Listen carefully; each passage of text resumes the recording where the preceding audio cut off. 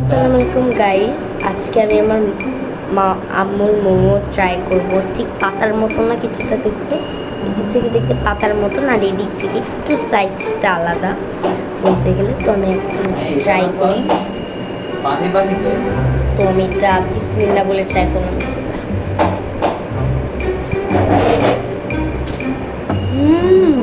Guys অনেক জোস। Guys এরা সো গাইস আমি এখানে একটু সস